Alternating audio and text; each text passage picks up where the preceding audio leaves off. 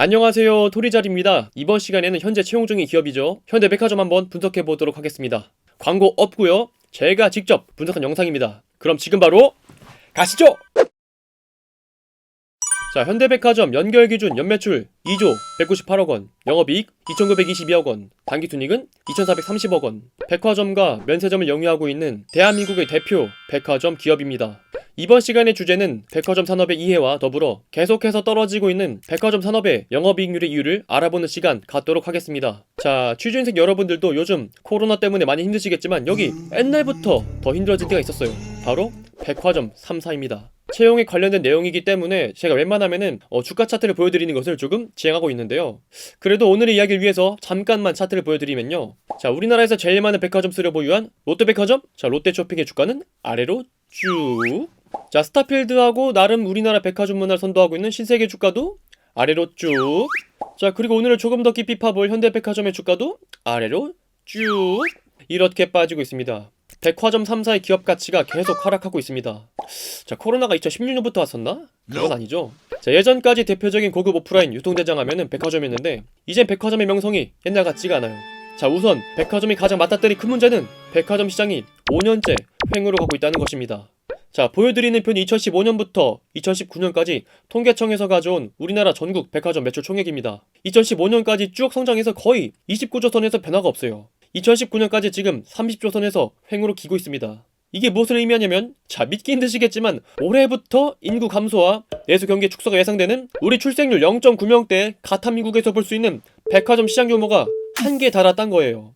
이제 백화점의 생존법은 내수 확장보다는 정해진 시장 규모 내에서 치킨 게임이 되었죠. 자, 우리나라 백화점 시장은 여러분들이 아시는 것처럼 현대, 롯데, 신세계 3개의 백화점사로 재편이 되어 있어요. 자, 2019년 기준 공시 기준으로 말씀드리면 롯데백화점이 1등 약 3조 1034억원, 2등 현대백화점이 1조 8301억원, 3등 신세계가 1조 7535억원, 이렇게 빅3가 재편이 되어 있어요. 자, 롯데가 백화점 업계에선 매출이 가장 좋습니다. 롯데가 이렇게 매출이 많은 이유는 아무래도 가장 많은 점포수 덕분이에요.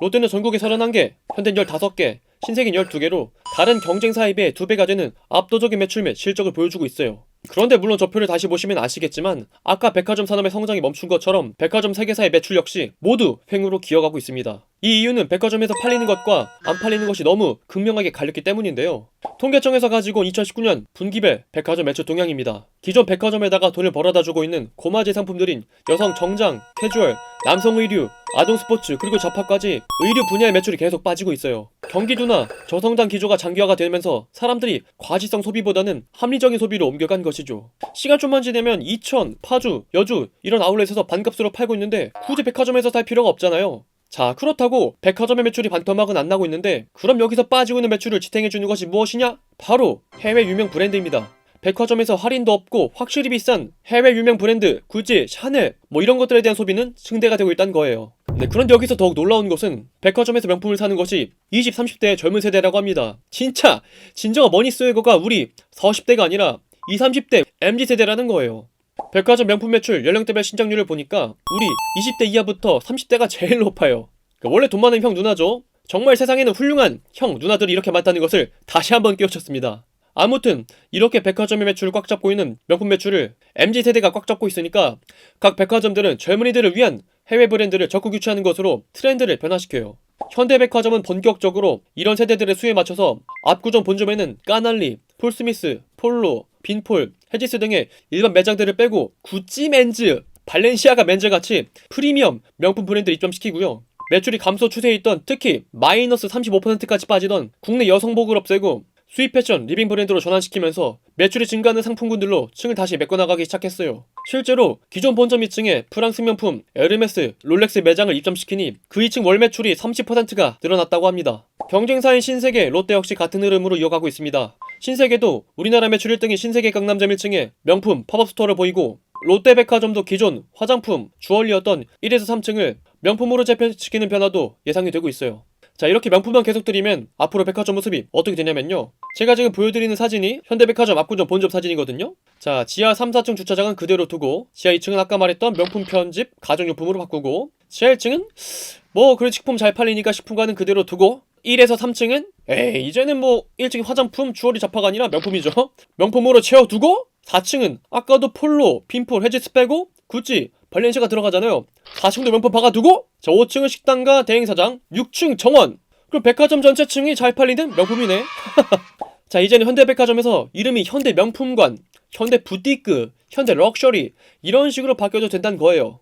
아 그리고 하도 비싼 게 잘 나가니까 최근 코로나19로 인해서 사람들이 집에 있는 시간이 늘어나면서 홈퍼니싱 시장이 다시금 재조명을 받고 있는데 현대백화점은 아예 홈퍼니싱 분야에서도 프리미엄을 넘어서 하이엔드로 상품 구성 전략을 바꾸고 있습니다. 부유층을 타겟으로 무역센터점에 폴리폼, 가시나, 리네오제, 모오이, 수입, 럭셔리 가구 브랜드들을 입점시켰어요. 이탈리아 초럭셔리 가구 브랜드 폴리폼은 키친 가구가 2억 9천만원? 옷장이 5,300만원에 달하는데 오픈 후 한 달간 매출이 목표 대비 160% 이상 달성했다고 합니다. 이제는 그냥 비싸면 잘 팔린다는 이야기네요. 자 그렇다면 여기서 또 딜레마가 있는데 자 그렇다면 이렇게 명품이 백화점 매출 유지는 해주고 있는데 마진은 잘 났느냐? 그건 또 아닙니다.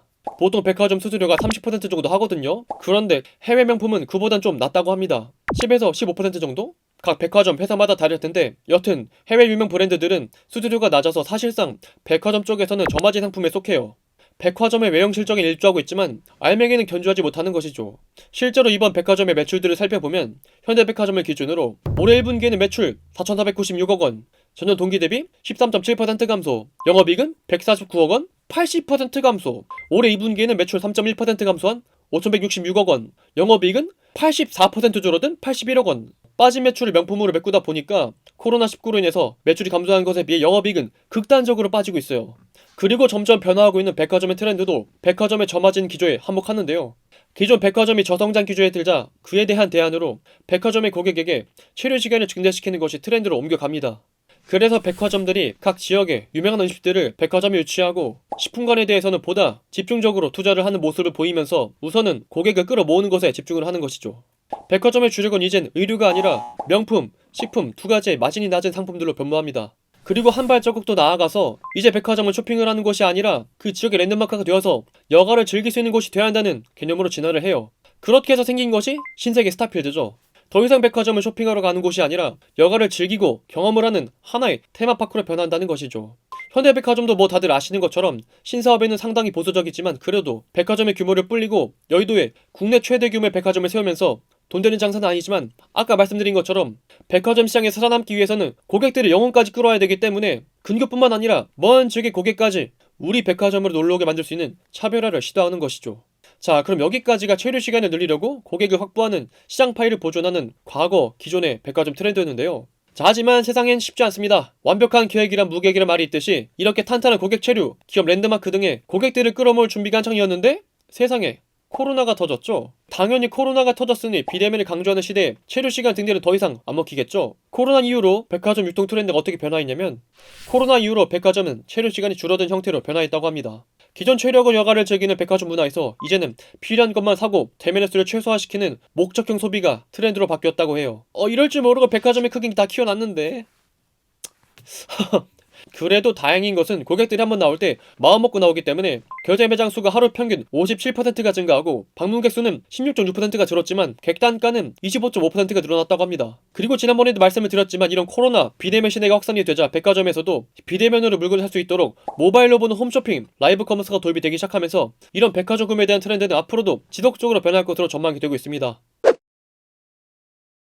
온라인 유통시장 폭발 성장과 오프라인 백화점 시장 축소 등 지속적인 오프라인 유통 환경에서 격변을 맞는 우리의 백화점 산업은 오늘도 바람잘 날이 없네요. 전통 오프라인의 강호 백화점 산업이 시장의 한계가 전망이 되는 가운데 나름대로의 전략으로 지금 잘 살아남고 있습니다. 변화하는 트렌드에 맞춰서 적극적인 매너로 시장을 따라가고 있어요. 백화점이 전통적인 오프라인이지만 앞으로 백화점에서 살아남는 것은 그 전통보다는 다가오는 트렌드를 얼마나 빨리 읽고 손도 하느냐에 따라 싸움이 될 것입니다. 현대백화점 앞으로도 꾸준한 시장 성장으로 올 한 해 잘 이끌어가 주시길 바라겠습니다. 오늘의 영상 여기까지입니다. 영상의 내용이 좋았다면 구독과 좋아요 한 번씩 부탁드리도록 하겠습니다. 그리고 전 여러분들의 모든 댓글을 다 읽고 있습니다. 원하시는 기업과 산업 말씀해 주시면요 매주 2편씩 분석해서 올려드리고 있습니다. 그리고 오늘만 못한 기업과 산업에 대한 정보는 www.cat.co.kr에 다 나와있으니까요 꼭 한 번씩 방문 부탁드리도록 하겠습니다. 그럼 저는 또 다음에 좋은 영상으로 찾아뵙도록 하겠습니다. 그럼 다음에 또 만나요. 안녕.